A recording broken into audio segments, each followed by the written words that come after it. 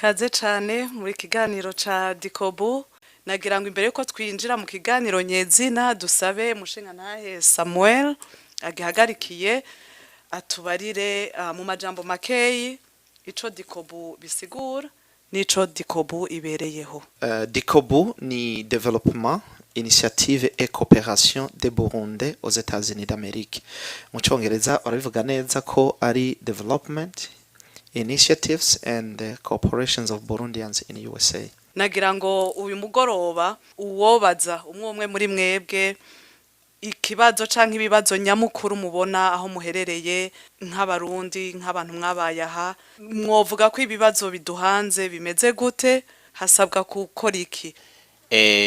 Jewe ahanini bifatiye ku myaka maze hano ikibazo mbona nyamukuru gihanze abarundi cankwe n'abandi bose cane abanyafrika ariko twibanze cane ku barundi bari mu mahanga.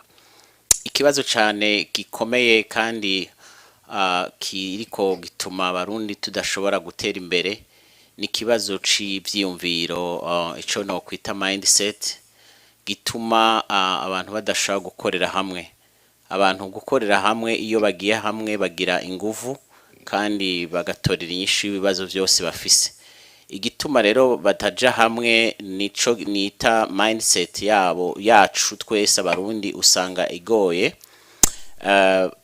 Nibaza ko inyishu ariko hobaho kwigishwa abantu bakaronka izo formation bakumva ko ikintu cyo gishaka gutuma dutera imbere ari kuja hamwe. Jewe ahantu igitabo nkura mu ivyumviro nkunda gusoma n'igitabo ca Bibiliya. Hariho mu mwanya muto akarorero mvuga muri Bibiliya akavuga abantu umuntu yahaye abantu ikiraka arababwira ati mu nkorere ngaha ndabishura. Barumvikana amafaranga bishura meza menshi barakora hama rero bagejeje hagati bagira baheze haza abandi barakora hama rero nyamuntu yabahaye akazi ahejeje arabahemba bose aca bahemba yangana. Hama umwe yazinuka kare acarashavura arababara ati kubera iki uduhaye amaherangana kandi tutatanguriye rimwe. Umwe yabahakaza aravuga ati none wewe ayo twavuganye sinaguhaye tego none kubera kushavuye kandi ivyo twavuganye wabironse. Muri make ngomba kuvuga iki? Ngomba kuvuga yuko habaho ikibazo cyo kutumva yuko mugenzawe muteranye imbere hamwe ucumenga ni kibazo.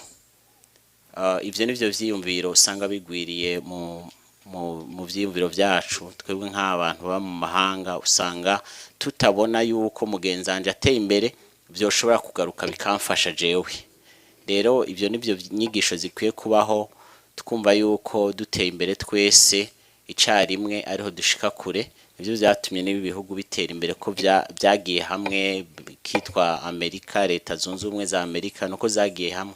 Ariko umuntu wese agiye arakora utwiwe atumva yuko yo bidigera abonye mugenzi wateye imbere ntidushaka gutera imbere. Rero ivyo bizokizwa no kwigishwa iyo mindset yo kuja hamwe, kwigishwa umuntu afise icazi akacigisha abandi nabo bagomba bakumva ko bagomba kwiga ku bandi. Murakoze.